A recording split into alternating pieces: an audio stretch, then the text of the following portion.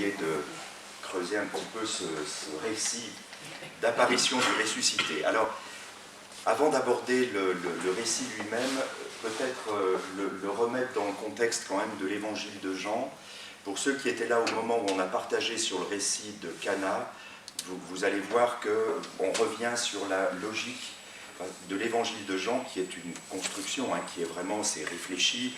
On sent bien que Jean a pensé son récit. Alors, je vais dire donc quelques mots quand même pour réintroduire ce récit dans le contexte et dans la logique de l'évangile de Jean. Vous vous souvenez, je vous avais dit, on a souvent appelé l'évangile de Jean le livre des signes, puisque pour saint Jean, une question fondamentale, c'est l'identité de Jésus. Qui est-il? D'où vient-il? Ces questions sont récurrentes dans l'évangile et on voit bien que la réponse à cette question est évidemment déterminante de la foi. C'est-à-dire, si je réponds personnellement à cette question, mais qui es-tu? D'où viens-tu? Je commence à m'engager vis-à-vis de cette personne-là, et on voit bien comment dans tout l'évangile, les groupes, les personnes, face à l'action, aux paroles de ce Jésus de Nazareth, s'interrogent. Certains, pour aller vers la contradiction, voire le scandale. Comment oses-tu dire des choses pareilles? Comment fais-tu des choses pareilles? De qui et de quelle autorité les fais-tu? Donc on voit bien comment le procès dans l'évangile de Jean s'engage très très tôt vis-à-vis de cette personne, de Jésus de Nazareth. Pour les autres, stupeur, interrogation, surprise, et pour d'autres, peu à peu, la foi qui va venir, l'adhésion et la découverte de l'identité, on va dire, pour faire simple, divine, de cette parole venue de Dieu, de cet homme. Alors on voit bien, vous rappelez le grand prologue de Jean, qui est sa méditation, qui va donner sens à tout son évangile, et puis ensuite le récit qui arrive. Et on avait vu avec Cana que dans ce grand livre des signes, puisqu'on se souvient, saint Jean ne parle jamais de miracle, ce qui est vraiment une option très intéressante. Il ne focalise pas sur un surnaturel, j'allais dire, qui nous éblouit, qui nous émerveille. Ce n'est pas son problème, c'est comment les signes que cet homme accomplit vous mènent à une connaissance autre. Parce que le miracle en tant que tel peut tout aussi bien faire écran qu'il peut être vecteur. Je peux être ébloui, admiratif, et puis point barre. Non, comment vous allez comprendre? Et nous avions vu que Cana était le premier signe public qui introduisait Jésus dans ce qu'on appelle, nous, le ministère public, sa vie publique. Et donc on avait vu combien ce signe, le miracle de l'eau changée en vin, on pouvait rester sur ce miracle-là, l'eau est changée en vin, bravo, tu es fort, mais comment ce miracle en réalité fait signe?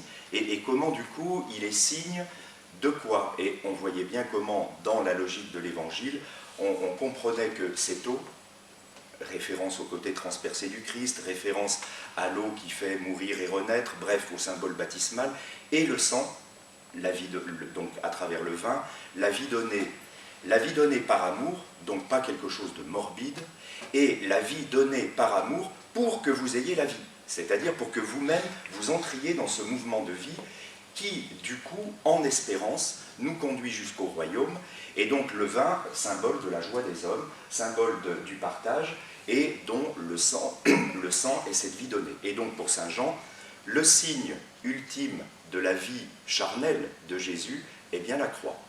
Puisque la croix est tout à la fois cette monstration de la violence des hommes, de leur mort, de la mort qui est en eux, des puissances de mort qui sont en eux, et l'acceptation, le consentement du Christ manifeste au contraire un chemin de douceur. Père, pardonne-leur, ils ne savent pas ce qu'ils font. Bref, que la croix est ce paradoxe de la violence des hommes d'un côté et du plus grand amour. Pas de plus grand amour que de donner sa vie pour ceux qu'on aime. Comme il avait aimé les siens qui étaient dans le monde, il les aima jusqu'au bout. On voit bien que pour saint Jean, on se souvient, le seul qui dit avec cette simplicité « Dieu est amour », ne dites pas autre chose, ou tout ce que vous dites doit être ordonné à ça. Dieu est amour, du coup, regardez la croix comme déjà l'élévation de cet homme. Alors même que c'est un instrument de torture, oui, mais pour nous, dans ce regard que nous jetons sur cet homme, c'est déjà l'amour qui se révèle jusqu'au bout et qui ouvre à l'homme un chemin déjà pour la vie présente. Entrerons-nous dans cet amour et une espérance pour, j'allais dire, par-delà notre mort ultime, notre Pâques ultime. Donc il faut bien se souvenir de ça, mais on voit bien comment, si on en reste à la croix, l'élévation du Fils de l'homme et cette torture, on pourrait dire que oui, Jésus sur la croix est bien la figure du serviteur. On se souvient, Isaïe, que cite d'ailleurs Saint Jean, la figure du serviteur souffrant, et nous qui pensions qu'il était maudit, qu'il était réprouvé, qu'il était... Pas du tout. Il était en fait celui qui portait avec nous nos violences, notre péché, notre... Et donc la figure de ce serviteur souffrant du prophète Isaïe, qui va prendre évidemment une lumière tout à fait nouvelle avec Jésus, le serviteur souffrant, c'est bien l'image de chacun de nous qui porte aussi la part d'ombre, de ténèbres, de violence, de cette humanité, de l'autre, et dont nous avons la figure sur la croix. Il est le Fils qui obéit, qui consent à la volonté du Père. Père, si possible, éloigne de moi cette coupe, mais non pas ma volonté, la tienne. Donc, sur la croix, il est aussi la figure du Fils, de celui qui consent, qui fait confiance dans la stupeur et dans comment dire, l'angoisse de cette mort violente. De ce point de vue-là, Jésus est pleinement homme, dans cette angoisse totale d'avoir à vivre cela, mais consentement à la volonté du Père, dont on voit bien évidemment qu'il faut sortir des représentations. Ce n'est pas un consentement morbide, c'est le consentement au chemin de paix et d'amour de la volonté du Père. Ce n'est évidemment pas, comme certaines théologies l'ont développé, le rachat au sens, il fallait vraiment calmer la colère du Père et le sacrifice du Fils l'a calmé.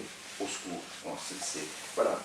J'espère que maintenant, après Vatican II, on est sorti de ce type de théologie morbide et qui entraînait des spiritualités où plus on souffrait, mieux c'était. C'est pas du tout, à mon avis, mais c'est pas du tout la logique de l'évangile de Jean. C'est un geste d'amour, il faut le regarder ainsi, il va jusqu'au bout. On passe jusqu'au bout pour lui, c'est la croix. Et on pourrait dire que sur la croix, il est le Verbe fait chair, c'est-à-dire pas simplement une parole proclamée, mais le Verbe qui agit, qui vit. Et pas simplement, évidemment, des mots. C'est bien un enseignement, c'est super, c'est joli, mais lui va jusqu'au bout. Son engagement est total, et donc il est ce Verbe complètement incarné, cette parole qui s'incarne complètement dans ce qu'elle fait, dans la manière dont il agit. Donc on voit bien comment, pour Saint Jean, oui, Jésus sur la croix déjà accomplit cela, mais les deux derniers chapitres, dont est tiré évidemment le récit d'aujourd'hui, nous introduisent à la victoire sur la mort. Et là, on voit bien évidemment qu'une bascule se fait, c'est-à-dire que jusqu'à la croix, on est dans la vie charnelle de Jésus, et avec les deux derniers chapitres, on entre dans l'espérance. C'est-à-dire que, et on voit bien que cette bascule est compliquée à faire, comment raconter, à travers des récits, la présence de celui dont la première génération et les apôtres vont dire « il est vivant ». Nous en attestons, nous en avons fait l'expérience, il est vivant, il est parmi nous. Alors là, on voit bien évidemment qu'on passe, et la question de la foi va être centrale, on passe, j'allais dire déjà, de quelque chose où, humainement, on peut absolument comprendre le parcours de Jésus de Nazareth, quand bien même je ne le proclamerai pas Seigneur, Dieu, Christ, j'allais dire en soi déjà, c'est un parcours humain dont on peut se dire... bravo, quoi. Il y a peu de personnes qui ont non seulement enseigné, mais sont allées jusqu'au bout. Il est un chemin d'humanité qui pourrait déjà, j'allais dire, être absolument super. Ça serait, et ça a été dit évidemment et redit, la figure du prophète assassiné. Mais le prophète qui montre à l'humanité quand allez-vous sortir de votre violence, quand allez-vous briser le cercle de la violence, et il n'y a pas 36 000 manières de le briser. Il faudra prendre sur vous une part de cette violence pour justement ne pas répondre. Donc on pourrait en rester là. On voit bien comment les évangiles vont franchir l'étape de l'espérance ultime, et où là, à travers des récits, il va falloir dire cette présence de celui dont la première génération va dire il est vivant. On va retrouver évidemment tout cela dans le Nouveau Testament, puisqu'on voit bien dans les Actes des Apôtres, dans les lettres de Paul, comment ça pose problème dès le début, puisque quand les procès commencent, qu'on arrive devant un des juges et qui dit en gros, il ne comprend rien, certains disent qu'il est mort, d'autres disent qu'il est vivant. On voit très bien que la première annonce chrétienne repose donc sur cette conviction, sur cette foi, il est vivant. Alors, on voit aussi comment, pour Jean, c'est la lumière de cette résurrection, puisque nous allons employer ce mot, même si il faut bien toujours se rappeler que résurrection, qui est devenue une espèce de nom aujourd'hui de notre patrimoine commun, c'est en fait il est relevé. Il faut revenir quasiment au mot du récit lui-même. Être relevé, c'est à nouveau être un vivant, c'est renaître, c'est bon. Le mot ressuscité peut parfois faire un peu abstrait, il y a des images derrière, on a tous des tableaux plus ou moins réussis et qui collent des images sur le ressuscité un peu étonnantes parfois. Il est relevé, bon, il est à nouveau debout, il est là, il est vivant. Et on voit très bien comment, dans les évangiles et particulièrement chez Saint Jean, c'est à la lumière de cette espérance et de cette expérience que s'éclaire tout l'évangile. Et donc on comprend comment tous les textes, tous les récits que nous avons écoutés avant sont déjà une œuvre de résurrection. Alors après, vous pouvez reprendre tous les récits, la femme adultère, qu'est-ce que c'est? La vie qui est relevée sans cesse. Donc vous voyez comment l'évangile est une rétroprojection de cette lumière ultime pour dire, eh bien oui, enfin nous avons compris les paroles et l'agir de cet homme. C'est-à-dire que ses paroles et son agir sont déjà dans cette lumière de dire, mais aujourd'hui, maintenant, comment allez-vous agir en vivant et non pas en personne apeurée devant la mort, devant les puissances du mal, mais comment allez-vous, par votre action, relever, faire que la vie reprenne naissance, faire que la vie se relève déjà ici, aujourd'hui, maintenant. Donc on voit bien comment la lumière de la résurrection n'est pas simplement, j'allais dire pour le dire de manière vraiment triviale, bon, bah les gars, qu'est-ce qu'on en aujourd'hui, mais vous inquiétez pas, alors demain ça va être absolument merveilleux et tout. Non, ça c'est une espèce de simplification infantile et infantilisante de l'évangile. C'est comment cette espérance transforme votre agir dans la vie présente. Et donc comment cette lumière va éclairer votre agir et vos paroles, votre manière d'être aujourd'hui. Donc ce n'est pas simplement les chrétiens qui, au nom de cet arrière-monde, hein, la manière dont Nietzsche, le philosophe Nietzsche en parle, au nom de cet arrière-monde auquel il croit, du coup méprisent le monde présent. Et dire ça, je le comprends vis-à-vis d'expressions qu'a pu avoir l'Église, mais en revanche, quand on revient aux évangiles, on se dit, mais comment on a pu en arriver là? L'évangile n'est absolument pas un mépris du monde présent, tout au contraire, c'est précisément donner au monde présent sa capacité de se relever, de renaître et de vivre. Et surtout pas de dire, bon, bah écoutez, aujourd'hui c'est absolument désespérant, bon, mais alors demain, vous inquiétez pas, ça va être alors vraiment lumineux. Voilà. Donc ça, je pense qu'il faut vraiment avoir ça en tête, et du coup, on comprend bien un des versets de Saint Jean, au chapitre 2, quand il ressuscita d'entre les morts, ses disciples se rappelèrent qu'il avait dit cela, ils crurent aux prophéties de l'Écriture et à la parole que Jésus avait dite. Vous voyez comment Jean, d'une certaine manière, annonce très clairement que c'est la lumière de la résurrection qui leur fait comprendre les paroles, les actions, non seulement de Jésus, mais même d'une certaine manière de toute l'Écriture, des prophètes.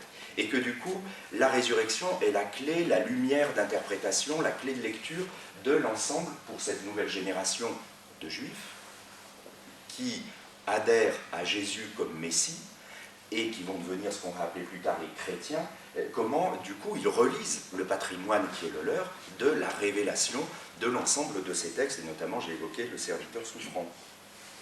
Voilà. Alors, les deux derniers chapitres donc de Saint Jean vont faire droit aux deux traditions de l'après-crucifixion, la tradition du tombeau vide, on a écouté cet évangile le jour de Pâques, la tradition du tombeau vide qui est attestée par tous les évangiles, c'est-à-dire ce premier moment de stupeur, le tombeau est vide, qu'est-ce qu'il faut faire de ça? On a bien vu comment là du coup se révèle la manière de Jean de décrire, puisque sur le même matériau, j'allais dire, de transmission orale, Jean va avoir sa manière tout à fait à lui de dire ces traditions. Et on voit bien comment Jean va focaliser sur des personnes qui vont devenir en quelque sorte des personnes types, comme une typologie des attitudes possibles devant ce qui arrive. Et on voyait bien comment, déjà, dans ce premier récit du tombeau vide, entre Marie-Madeleine, celle qui est complètement enfermée encore dans l'émotion de son deuil, elle cherche le corps. Elle cherche le corps, elle monte au tombeau, donc un matin, on comprend bien que la nuit a été très courte, les insomnies, bon, l'angoisse, et le tombeau est vide, où a-t-on mis le corps de mon Seigneur?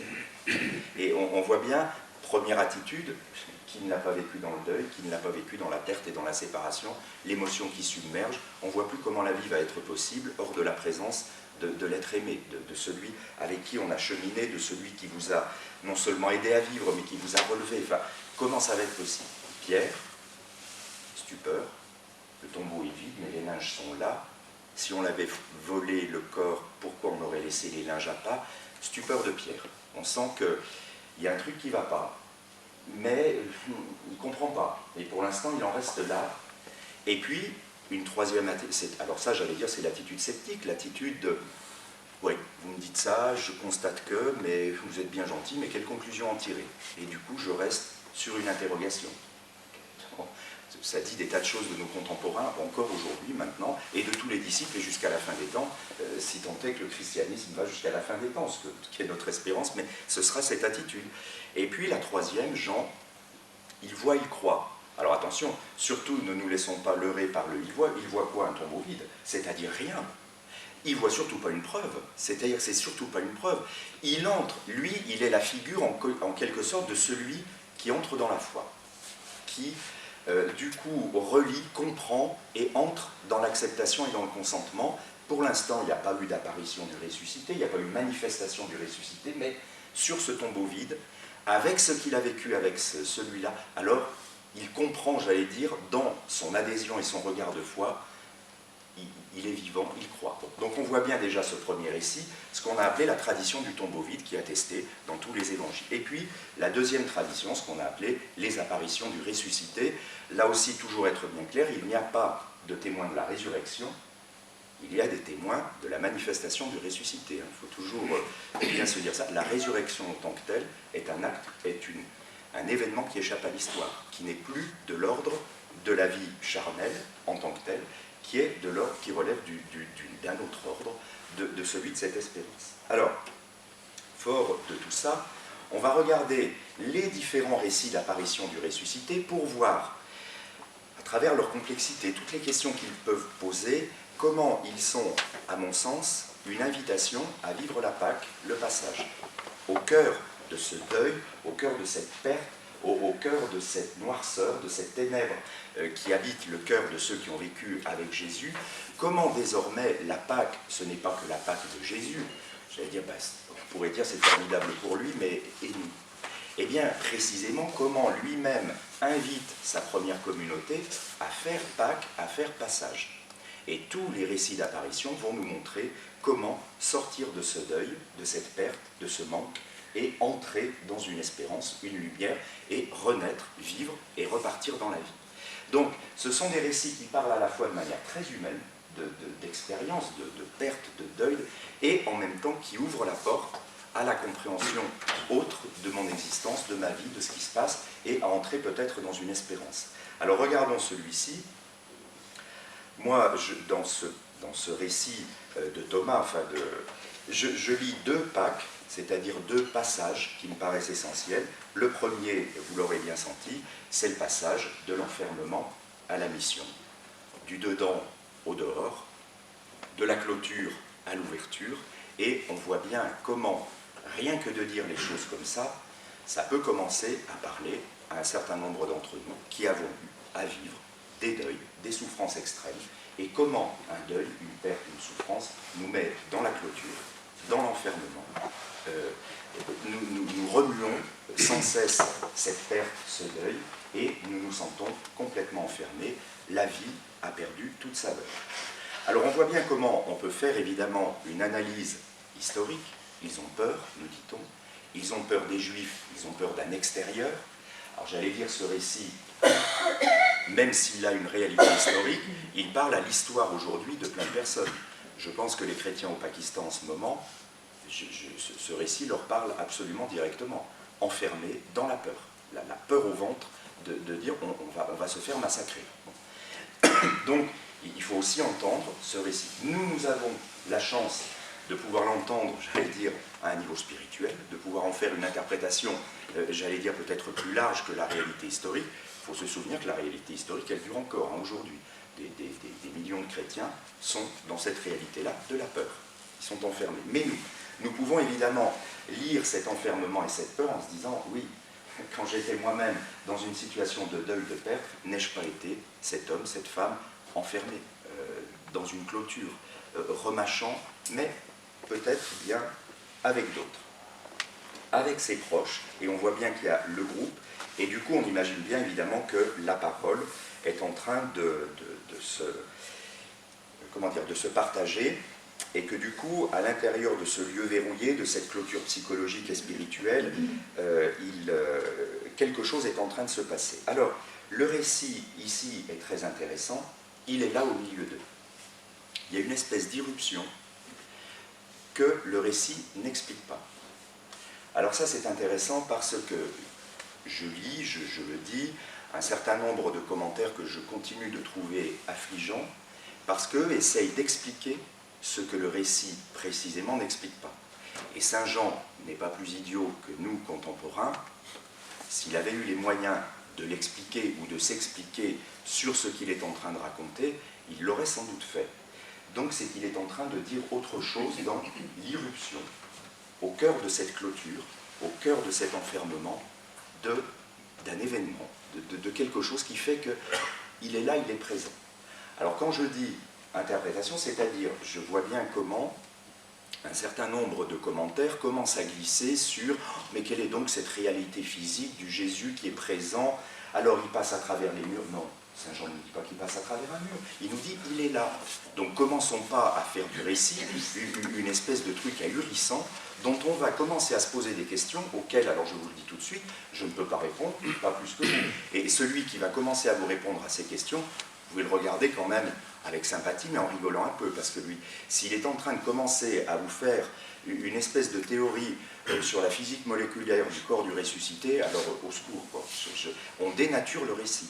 Le récit n'est pas en train de nous faire un récit de cela. Le récit est en train de nous dire comment, au cœur de mon enfermement, une présence s'impose, il est là. Et il faut s'en tenir à ce il est là, qui nous interroge et qui en même temps doit ouvrir un espace de compréhension, j'allais dire déjà pour chacun dans sa vie. On peut avoir des témoignages de personnes qui, au cœur de cet enfermement, ont pu vivre une forme de présence. Alors après, comme dans tout récit, on y croit, on n'y croit pas. J'ai eu ce type de récit où on ne vous dit pas que justement on a vu un fantôme, mais vous dire, j'ai su en cet instant que j'étais poussé. J'étais poussé et j'ai su que c'était ma mère, et qu'elle était là, vous entendez ce type de récit, qu'est-ce que vous faites? Vous rigolez, vous dites, il se trouve que quand même quelqu'un me le dit, qui est tout sauf une personne complètement bradzingue, illuminée ou je ne sais pas quoi, et qui dit, oui, j'ai pu vivre ce type aussi d'expérience-là. Au-delà de ce type d'expérience que nous ne sommes pas tous à avoir vécu, ressenti ou que sais-je. Et si on glissait vers peut-être aussi une compréhension du récit qui puisse être autre, parce qu'on se dit quand même, Saint Jean laisse des indices dans son récit. C'était le soir du premier jour de la semaine, les 11, puisqu'on apprend que Thomas n'était pas là, étaient réunis. On se dit, oula, mais le premier jour de la semaine, c'est le dimanche, c'est le jour du Seigneur. Et les 11 sont là réunis. Mais Jean, est-ce que tu n'es pas en train de nous parler de l'assemblée chrétienne, de l'assemblée eucharistique, qui est une autre manière de nous faire le récit, de dire, ces personnes qui sont là enfermées, qu'est-ce qu'elles font en parlant, en se communiquant les paroles de celui-là en qui ils ont cru? Que font-ils si ce n'est, par le mémorial, rendre présent et vivant celui qui leur a laissé cette parole d'autorité? Vous voyez comment je peux aussi entrer dans une autre interprétation du récit pour dire, mais au fond, Jean est peut-être en train de me parler de tout rassemblement chrétien et de me dire, mais rassemblez-vous, faites mémoire, parlez de lui et redonnez-vous cette parole et vous allez voir, un peu comme dans Luc avec les disciples d'Emmaüs, il parlait, les cœurs se réchauffent, nos cœurs n'étaient-ils pas tout brûlants alors que, bon, et de dire, voilà, j'ouvre des portes et je n'ai pas de réponse. Je ne sais pas plus que vous quelle est l'expérience exacte que cette communauté a pu faire. Et s'agit-il d'une expérience unique?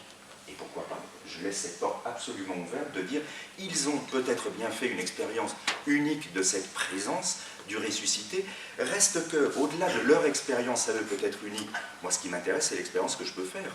Et Jean me laisse des indices pour me dire, ce que nous allons vivre tout à l'heure, est-ce autre chose que ce que tu es en train de nous raconter? Nous sommes là, dans cette clôture de ce bâtiment, église, reste que nous allons écouter sa parole, les cœurs vont se réchauffer et nous allons peut-être bien le proclamer vivant et repartir, justement, l'envoi en mission, repartir avec quelque chose au cœur qui nous a permis d'être à nouveau des vivants et de ne pas justement être enfermés dans nos ténèbres, dans nos obscurités, dans notre clôture, par ce fait même de s'être déplacés, rassemblés, d'avoir célébré et de pouvoir repartir. Voyez comment il faut laisser le récit, je ne dis pas à ses incohérences, à ses silences, pour ouvrir la compréhension et l'interprétation qu'on peut en avoir. D'accord? Alors, ce qu'il y a de sûr, c'est qu'on voit bien que l'irruption, il est là, il est vivant. Cette irruption, elle est porteuse de paix. C'est la salutation du ressuscité, toujours la paix soit avec vous. C'est-à-dire, on voit très bien comment, là aussi, ça peut résumer une expérience de deuil. Comment une présence redonne de la sérénité et de la paix que j'avais perdue dans le manque, dans le deuil et dans l'absence. Et comment du coup une paix se refait, qui n'est pas simplement, on est bien d'accord, hein, on n'est pas dans une salutation convenue et de politesse. La paix soit avec vous, c'est aurez-vous le cœur en paix, hein, allez-vous avoir la paix au fond de vous-même. Alors, intéressant aussi, quand on nous dit que Jésus se présente et qu'il le voit avec les, moi j'aime bien dire, les stigmates de l'amour. Il y a la trace des clous et tout. C'est les stigmates de sa vie donnée. Donc, c'est une manière aussi dans le récit de dire celui qui est désormais glorifié, vivant, dans la lumière de Dieu, dites les expressions qui viennent de votre cœur, n'est pas autre que celui qui a donné sa vie par amour, et il continue d'être dans cette lumière du vivant, celui qui donne sa vie tout le temps. Il n'est pas tout d'un coup devenu une espèce de fantôme, c'est-à-dire une irréalité. Vous voyez bien que l'idée, c'est de dire que ce n'est pas un fantôme avec nous, hein. Ce n'est pas une irréalité qui est une sorte de production de mon... Mais non, c'est celui qui nous a aimés jusqu'au bout. Eh bien, son amour est vivant et nous attestons des stigmates de cet amour, de sa vie, telle qu'elle a été vécue. Voilà. On est ensuite... Du coup, dans le passage, la Pâque de cet enfermement, il souffle sur eux et il les envoie en mission. Donc on voit bien comment, dans tout ce premier temps, on est passé de la clôture et de l'enfermement au don qu'il aurait fait, c'est-à-dire maintenant vous allez vivre de cet esprit. Je vous l'avais dit, je ne peux pas rester parmi vous selon cette présence-là. Comme chacun de nous, nous savons que cette présence, elle est finie. Qu'un jour, elle sera appelée à disparaître. Cette forme de présence-là. Mais j'avais essayé de vous y préparer pour que vous puissiez accueillir l'esprit, le souffle de l'esprit, et continuer d'être des vivants. Alors, voyez comment, voilà, je dis, ce premier temps du récit, c'est vraiment la Pâque, le passage, enfermement, clôture, à l'ouverture et la capacité de repartir. Maintenant, vivez. Vivez ce que j'ai vécu, vivez la manière dont j'ai vécu cet évangile, et vivez-le vous, c'est-à-dire soyez des vivants ici, aujourd'hui et maintenant, et n'ayez pas peur de cette mort et de l'ultime. Faites confiance. Voilà, j'entends profondément ce récit me disant cela. Le deuxième passage, il est celui du doute à la foi, et c'est la figure évidemment ici de Thomas qui va être centrale. On voit bien comment la deuxième Pâque qui nous est décrite dans ce récit, le deuxième passage, et qui nous concerne tous aussi, c'est comment passer de mes questions, de mes doutes, à la foi, l'adhésion, la confiance. Mettez le mot que vous voulez, si le mot foi vous fait peur, mais confiance, adhésion, enfin, voilà. Alors, ici, on voit bien cette figure de Thomas. On peut se demander pourquoi il n'est pas parmi avec les 11. A-t-il déjà refusé quelque part le témoignage de Marie-Madeleine qui précède juste le récit qu'on vient d'entendre? Il y a une interrogation, des indices peuvent nous laisser penser qu'effectivement déjà il n'a pas cru, il n'a pas adhéré au témoignage de Marie-Madeleine. Reste que, en cet instant, clairement, il n'adhère pas au témoignage des 11. C'est intéressant que Jean lui dise, parmi les 12, il y en a un qui dit aux 11 autres, non, au secours, voilà. Et alors là, je vais dire, mais c'est ma lecture à moi, vous pouvez en avoir une autre. Moi, je dis pour moi, Thomas, dans ma compréhension des choses, il est tant étant de nos contemporains et ce que je suis et que j'ai pu être, c'est-à-dire précisément la foi, l'entrée dans la confiance me fait peur, ce que je veux, c'est l'épreuve physique. C'est-à-dire précisément ne pas être dans la foi. Je veux non pas entrer dans la foi et dans la confiance, Mais savoir et maîtriser, ça ne sera pas possible. C'est-à-dire que, clairement, ce sera une adhésion, ce sera un acte de confiance, mais je n'aurai pas de preuve physique. Alors ça, évidemment, dans mon parcours à moi, je vois très bien comment ça correspond tellement à tant et tant de nos contemporains, tant que je suis dans la vie physique, la vie qui relève, comment vous le dire, de la biologie, du palpable. Là, je me donne le sentiment de maîtriser. Je dis le sentiment, parce qu'en réalité, je pense qu'on ne maîtrise pas beaucoup de choses, mais je me donne le sentiment de maîtriser. Alors que quand je passe dans le domaine du sens, c'est-à-dire cette vie que je vis, cette vie biologique, cette vie, ben oui, cette vie du vivant aujourd'hui dans la chimie, quel sens je donne à cette existence? Qu'est-ce qui relève de mes choix et de mes engagements dans des valeurs? Là, vous sentez bien qu'on n'est plus du tout dans le même domaine d'expression de la vie. Je ne sais pas si je me fais comprendre, on est dans un tout autre domaine d'expression de la vie. Je disais souvent, pour donner un exemple très concret, à des adolescents quand je leur parlais de la foi, je disais, il ne faudra jamais que vous confondiez, alors ça la philosophie nous aide, le discours scientifique avec les discours du sens. Et je prenais l'exemple de la maladie. Vous pouvez être, ou vous pouvez être aux côtés, de quelqu'un qui un jour découvre qu'il a une maladie grave, ce que j'appelle une maladie grave, qui va pouvoir arriver, déboucher sur la mort. Vous allez trouver le médecin, c'est-à-dire le discours scientifique, qui va vous expliquer ce que vous avez, les protocoles qui vont être mis en place, et vous allez évidemment avoir le choix d'accepter, de refuser, bref. Ça, c'est le discours de la science, c'est un discours efficient, efficace, qui vous dit, ben voilà, dans la compréhension que nous avons aujourd'hui de cette maladie, dans la manière, eh bien, vous allez suivre tel et tel protocole, nous avons vu que c'est possiblement, ça peut guérir votre trait. Vous ressortez de chez le médecin, vous êtes devant une série de questions auxquelles le médecin, dans son discours scientifique, ne peut pas répondre, et il n'a pas à répondre à ces questions. La souffrance, la douleur de cette maladie, je l'intègre comment? J'en fais quoi? Le fait que je sais que cette maladie peut me conduire vers la mort. Et je savais bien que ma vie était finie, mais jusqu'à présent, j'essayais de ne pas trop y penser. Maintenant, ça m'est plus possible de ne pas y penser, je sais que j'y vais. Je fais quoi de ça? Il dit, bon ben voilà, c'est terminé. Bon. Il va falloir que je gère toute la relation à mes proches. Comment je vais leur apprendre? Comment je vais leur faire part de mes choix? Comment je vais leur dire que je vis cet instant? Eh bien, je disais, ça, c'est fini, ça ne relève plus du discours scientifique, ça relève du discours du sens. Et là, vous vous trouvez devant les sagesses, les traditions spirituelles. Vous vous trouvez devant tout un trésor de l'humanité qui, depuis des millénaires, cherche, parce que tel est l'homme, face à l'événement de sa vie, quel sens va-t-il donner à cet événement qui lui arrive, et donc la maladie ou d'autres sont des événements paroxystiques de notre vie où, là, tout à coup, nous nous retrouvons devant, effectivement, notre finitude, la souffrance, la gestion de la relation aux autres. Eh bien, quelque part, pour moi, Thomas, c'est celui qui va faire ce passage, effectivement, de ce monde, j'allais dire, objectif, du corps, du toucher, de la... à Thomas, cesse d'être incrédule, sois croyant. Il va bien falloir qu'à un moment, tu réalises que la vie, l'existence, c'est aussi un saut dans un certain nombre d'engagements, d'adhésions, de confiance, de foi que tu vas faire.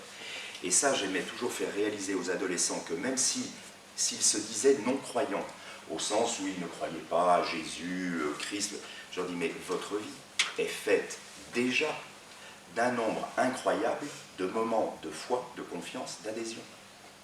Typiquement, pour citer évidemment à des moments paroxystiques de l'existence, le jour où vous allez sentir en vous que, oui, peut-être, ça y est, on dit l'expression française, vous êtes tombé amoureux de quelqu'un. Vous allez pouvoir répondre à la question, t'en es sûr que c'est la bonne personne? La question par définition idiote, à laquelle je ne peux pas répondre. Je ne peux que dire, au vu de ce que je ressens, avec tout ce que je vis, je m'engage et je crois que, voilà, tu es en train de manifester que c'est une adhésion qui va emporter ton choix. Eh bien, vous allez vous rendre compte qu'une part incroyable de votre existence relève de l'adhésion au-delà de tous les calculs que vous aurez pu faire.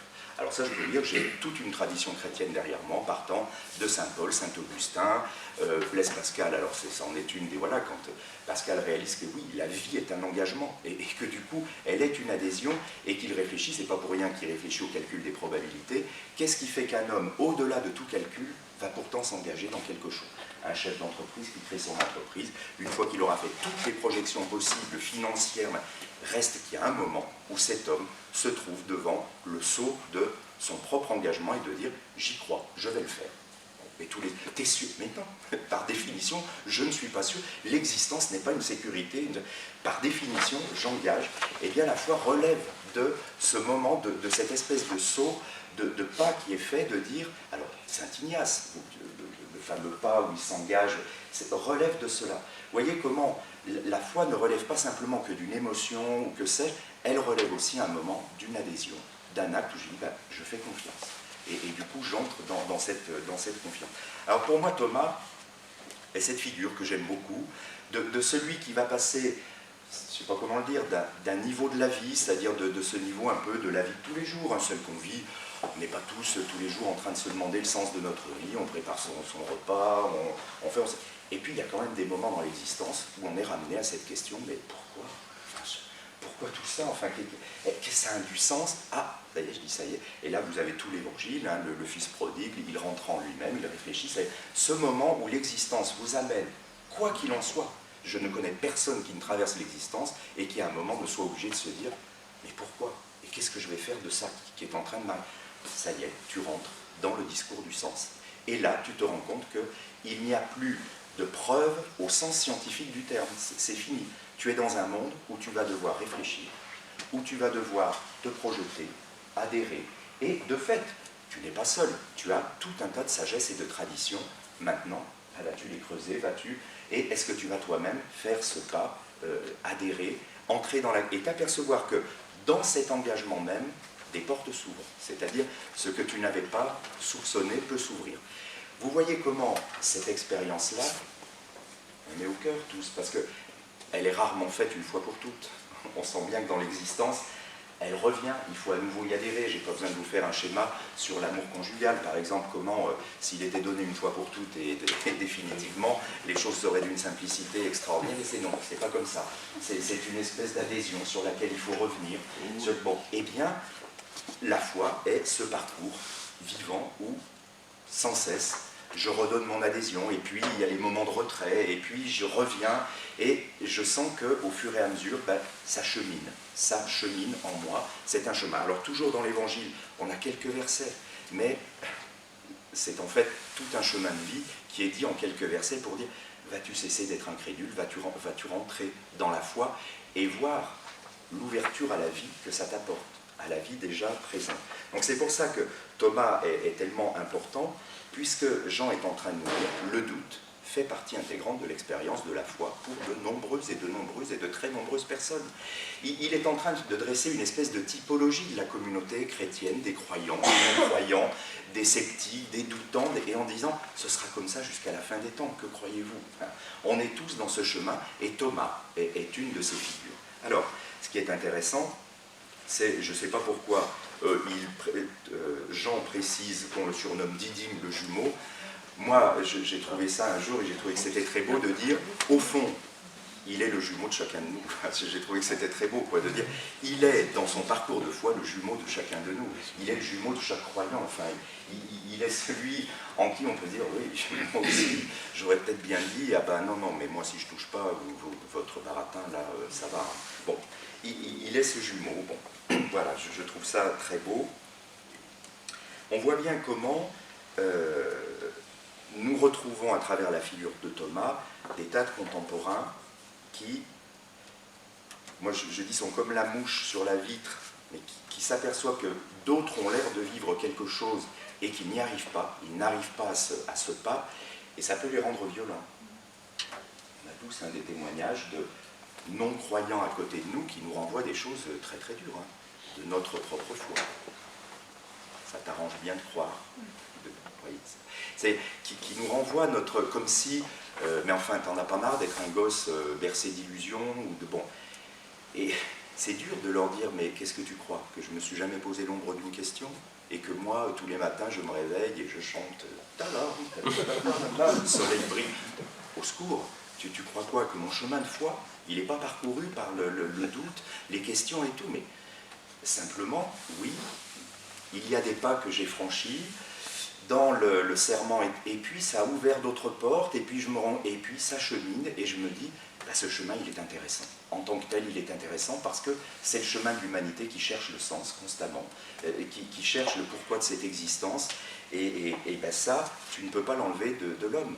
C'est quand même la petite différence avec l'animalité, qui est sensible, qui est tout ce qu'on veut, mais dont il semblerait quand même qu'elle n'ait pas le questionnement sur le pourquoi. Pourquoi je vis, pourquoi moi. Voilà. Alors ça me paraît évidemment extrêmement important chez Thomas.